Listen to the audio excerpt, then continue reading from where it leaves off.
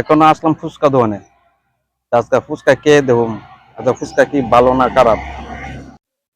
ভাই তুমি কদিন ধরে ফুচকার ব্যবসা করো? You know, হুম, 3-4 বছর হলো। 3-4 বছর রেগুলার দোকানদারি? এমনিতে রেগুলো ভাই, আপনার 2 দিন বন্ধ থাকে। সপ্তাহে 2 দিন কত থাকে? আচ্ছা, ফুচকার এমনি কি কি আইটেম আছে? তারপর একজন বলতে কি একটু ঝালমুড়ি বেশি আর ফুচকা দুইটাই।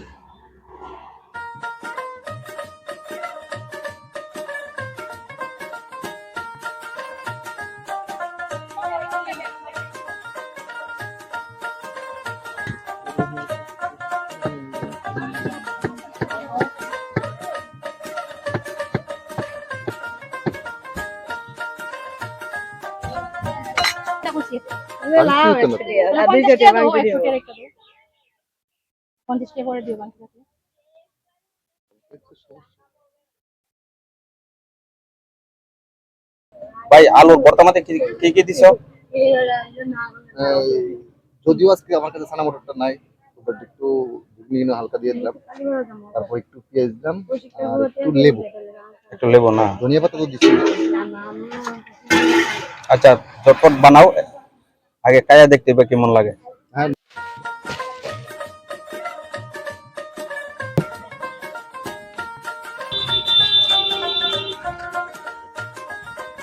একটা ফুচকা লইলাম, লইয়া খাইয়া দেখে কেমন লাগে। কারণ এটা তো সবাই বাচ্চারাও খা, সবাই খা, এলাকার টেস্ট করতেছে কেমন লাগে।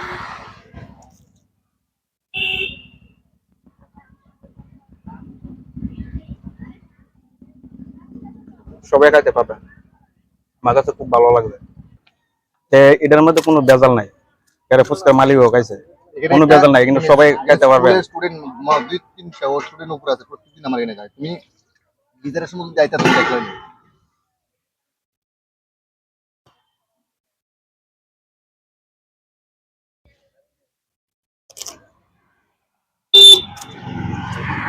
হুম